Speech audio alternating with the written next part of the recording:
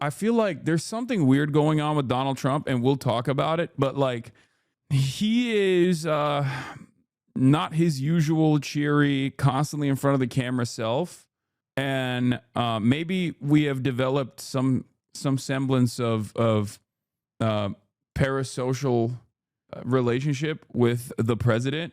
But it does feel like he's given us so much of himself for so long, sometimes when we don't want him to do so, that when he's not on camera, his absence is felt. And I mean, like, when he's not on camera, when he's not out and about, it kind of feels very strange. Kind of feels like he might have gotten a stroke or something, you know, because he didn't, like, remember, even through the heat of the Jeffrey Epstein stuff, at the peak of the Jeffrey Epstein stuff, right? When everybody was yelling at him, when everybody was like, when his base was like, dude, are you a pedophile? What's going on? He posted through it. He was live and in front of the cameras every damn day. He never stopped. This is the first time he has not been live and in front of the cameras every damn day. And I don't know why. It kind of feels like maybe he got a little strokey poo. Maybe his stroke game updated. I don't know. This is awesome. Yeah, blue and on, baby. I believe there's growing evidence of the White House covering up the fact that Donald Trump has been dealing with TIA strokes and that he likely had more another ischemic stroke this week. Yeah, we're going to get into that. We're going to dive into that. We're going to dive into Donald Trump's health complications and how blue and on is going crazy.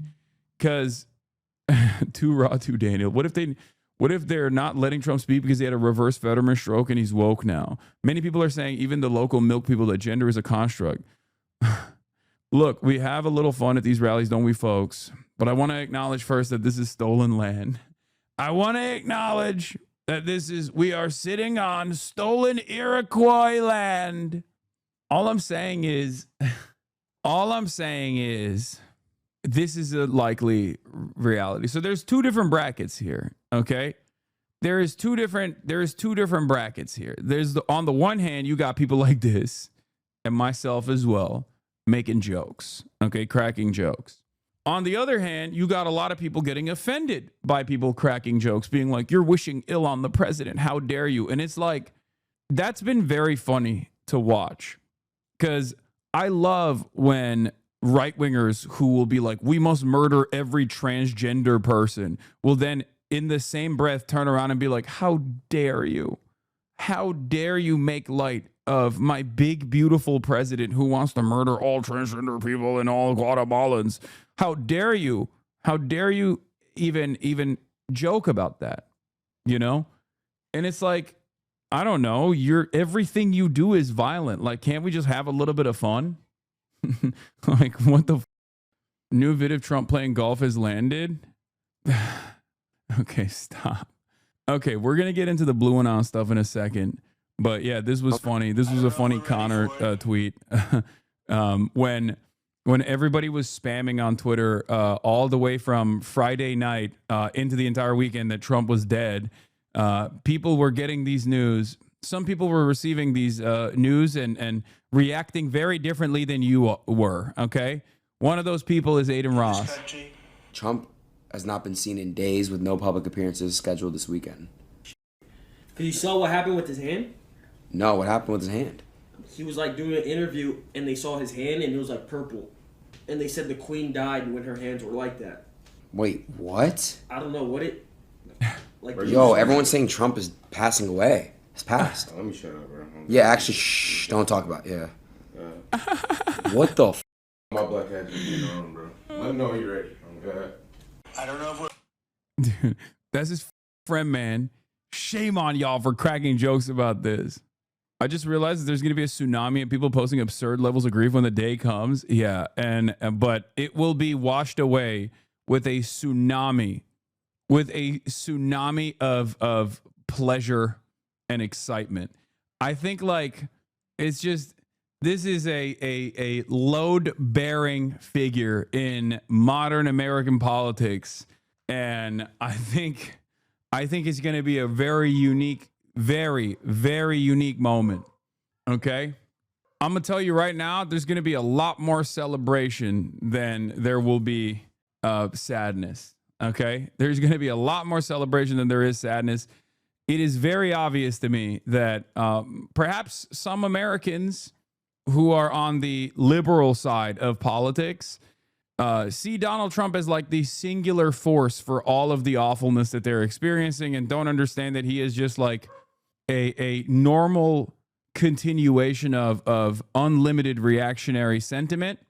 And therefore, they falsely attribute all of the issues to Donald Trump as the singular force instead of recognizing that this is, there is a duopoly here. There is a bipartisan compromise here for many of societal, many of the issues that people face. But it will be jubilation for sure. I do think so. Now, of course, there are, as is the case with You Can't Have Nice Things, hate to be the bearer of bad news, even though that is precisely my job. At Trump's demise would lead to J.D. Vance's ascent. And J.D. Vance's ascent, I don't think J.D. Vance is capable of securing the base of support in a popular contest. I don't think that he would win.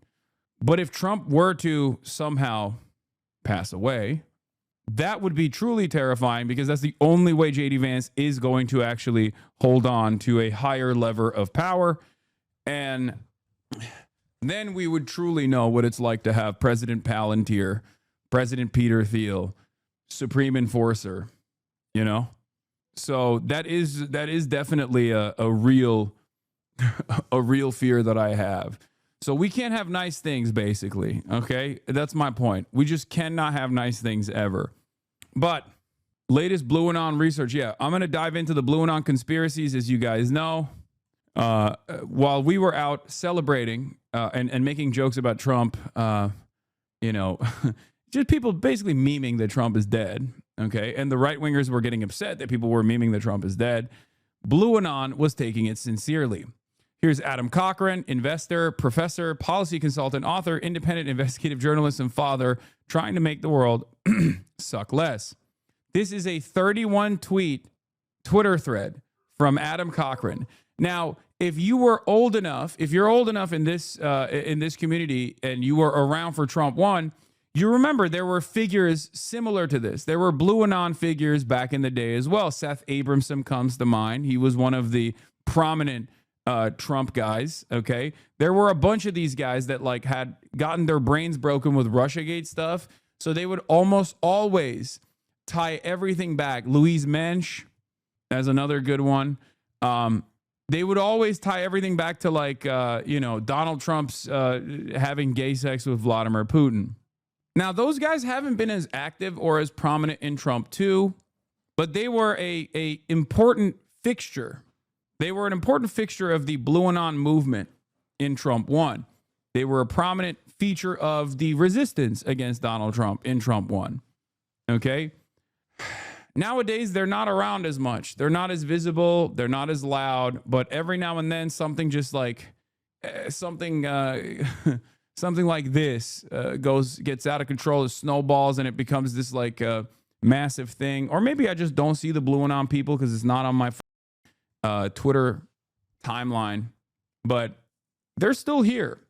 Blue Anon, in most circumstances, can have a firm commitment to the fact that the election was stolen by Trump, and that SpaceX and the Starlink Elon Musk connection actually played a role in changing the outcome of votes. They think that there are like vote count disparities.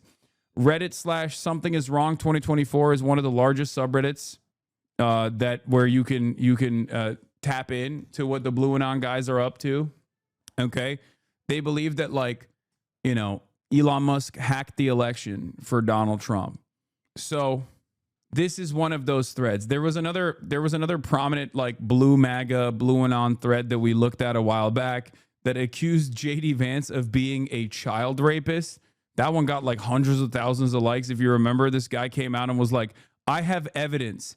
J.D. Vance, the child rapist, that's why he changed his name, and I'm going to prove it. That was awesome. That was crazy. They went nutty for that one for a little bit. Anyway, sus, weirdly informed. I am a enjoyer of every different type of political curio, and American politics is a target-rich environment for that kind of thing. So anyway, I believe there's growing evidence that the White House is covering up the fact that Donald Trump has been dealing with TIA strokes and that he likely had more significant ischemic strokes this week. Let's start with the basics. TIAs are temporary blockages. You'll see symptoms, leg dragging, eye drooping, etc., but they resolve within 24 hours. Ischemic strokes leave a lasting impact, but can range dramatically in scope and severity.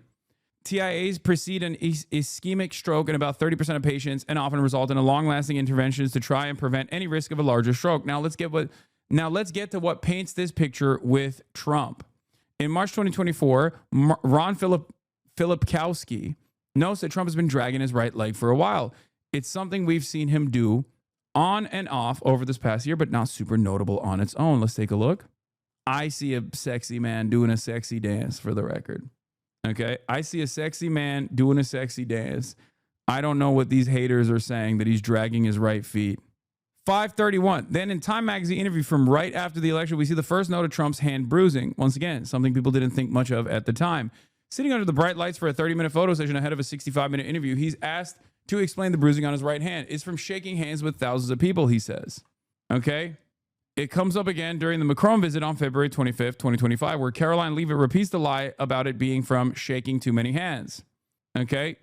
The next medical event we see is the president's annual physical report. Comparing the medication list to his old reports, we notice that there are three new medications: rosuvastatin, ezetimibe, and a daily aspirin. Well, the daily aspirin is normal, but I don't know what the these two things are. What is it's for cholesterol control, apparently.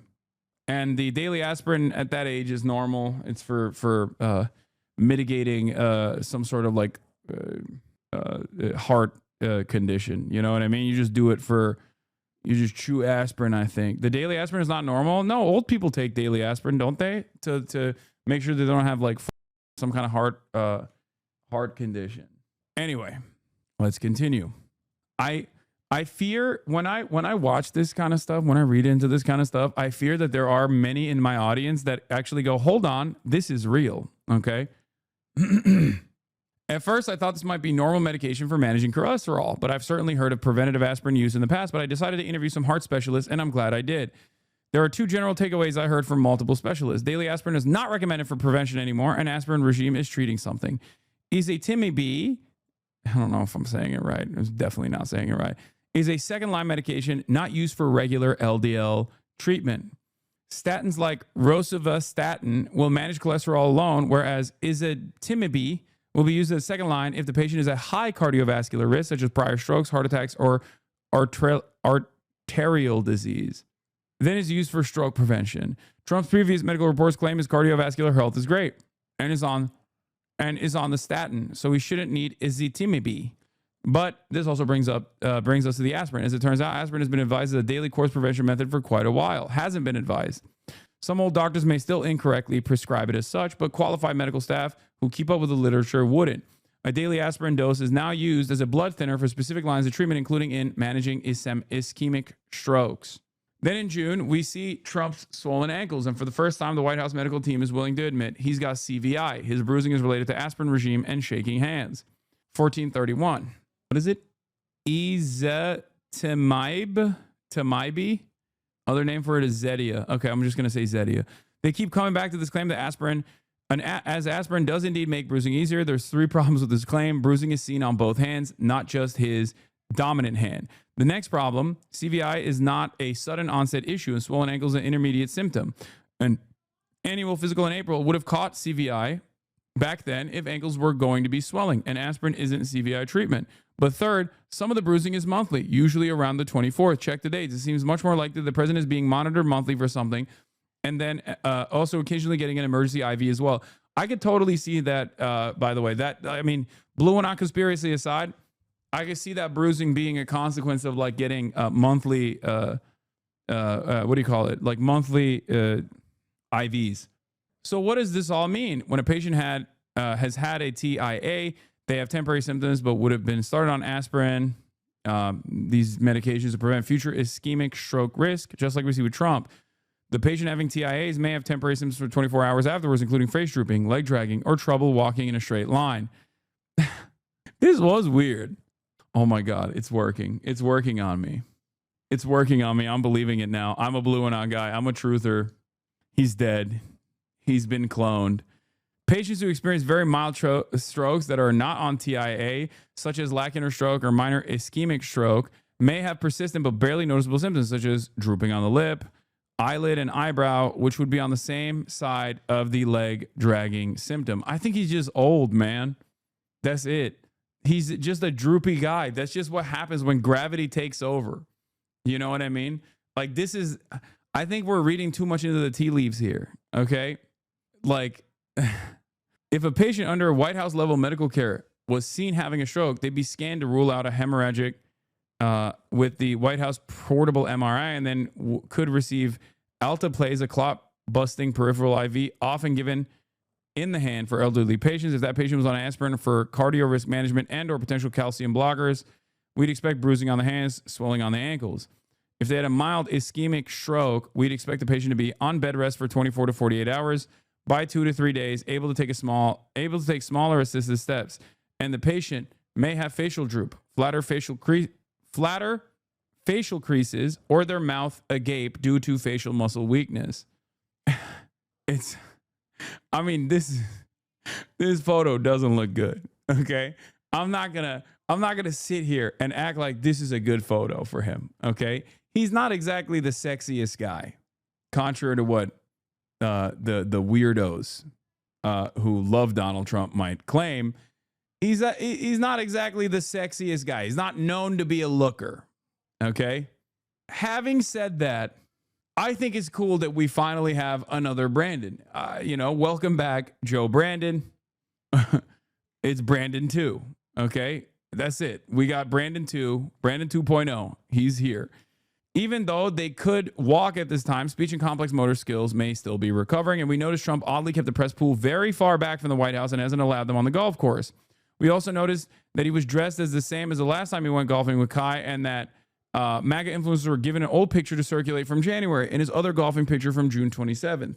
Yeah.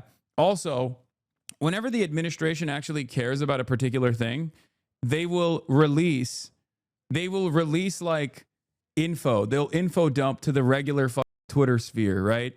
And they will all turn around and post, President Trump's the best grandpa. Trump looks so young. I love this photo. Okay. It's an old photo. It's an old ass photo. They posted old ass photos. Like, they were just like making it seem like he was hanging out with this professional golfer. He was not. You know what I mean? Those same influencers were circulating a video of him in the same outfit, but that one came from June 29th this year. Yeah, this is not a new video. This is an old video, but they were literally circulating this on Saturday as though it was a new video. Bravo! Hi,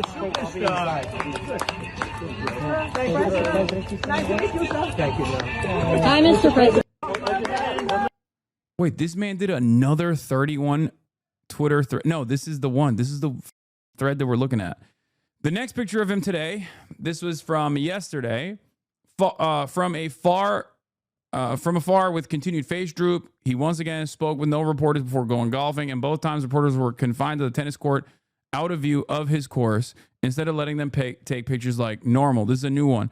None of this even gets into the other weird events this week of Vance being ready to take over, or social posts seemingly like they were written by interns, but the motive is clear. They know Vance does not have the same hold over the base of the party nor the Republican Congress. If Vance was president, the admin would get far more pushback. This is true. Under a normal administration, a president having repeated TIAs wouldn't be removed from office, but even a moderate ischemic is likely to impact mental faculties and merit the 25th Amendment being invoked. That's never happening, though, because Democrats are unfortunately too cowardly to do anything against the Trump administration at this point. Vance and Miller know that their federal power consolidation requires continued implementation leading up to the midterms, and Trump's own ego will mean he never lets go willingly. So unless the White House can provide a transparent explanation of his health. Wait, what? Absolutely, Lamau? What do you mean? I just don't think the Democrats are going to move in that direction. 25th would be cabinet members, not the Democrats in Congress. Okay, but the cabinet members are obviously not going to do it either. The cabinet members are not going to do it. No, I'm saying like the Democrats are not going to pressure to pull the 25th button regardless. And also, it didn't happen for Joe Brandon. You know what I mean? Like, my assessment of the situation is, my assessment of this kind of situation is usually that, like, what you see as far as the president health is the most rose-colored version of actual events, no matter who's in charge. Whether it's a Democrat or Republican, doesn't matter. Okay, that's just how it is. Okay, but because Donald Trump is, Mr. I love being in front of the cameras and chopping it up every day, it is unique that he is no longer doing that. This is the reason why a lot of people are going, oh, there is definitely a real health complication. Okay, but given the fact that no matter who's president, the version of the president's health that you see in public is going to be the best possible version, like far better than what is actually happening behind closed doors. This doesn't look too good. Okay. That's all I'm saying. This does not look too good for the president, especially when you got a couple days and you got the entire MAGA Twitter sphere, like people who are directly getting their notes from the administration to say whatever to go against like whatever narratives that are brewing up. And they're all using old ass photos of him and old ass videos of him and being like, dude, he's a beacon of mental health and he's a physical specimen. How dare you? It kind of feels like the truth is the exact opposite of what they're trying to present it as. Okay. So, I feel like this is all wishful thinking. It is. Okay. When it comes down to demands of divine intervention, as a Turkish man, I have been here already. I have experienced this already. Many Turks in the chat will tell you they know exactly how this feels. But what you fail to consider is that evil never dies, and and your demands, your wishes for Trump's demise will only power him further. I'll believe it when I see it. Okay, that's all I'm saying. But anyway, he says, so unless the White House can provide a transparent explanation of his health that better fits these circumstances, I'm forced to conclude that they are lying to the American people and hiding that Trump had a stroke. It's time for the press to push this and get clarity. Oh, look, golf's picture he posted that people thought he was claiming was from today is also from an older date. They're driving him to the golf course and not golfing. It's all ops to cover up something, and it's perfectly clearly a stroke. As pointed out by a reader, Izitimbe was added in the 2020 physical along with an increase in rovastatin when the cholesterol didn't merit any of those. However, this was all around the same time as the president's impromptu physical at Walter Reed, where he felt the need to tell us he didn't have mini strokes. Pretty suspect timing. I think the funniest version of events would be a reverse Fetterman stroke. But, that's a little update from you guys on Donald Trump's health conditions. He looks like shit, and it's not like he ever looked great, but he looks extra like shit as of late.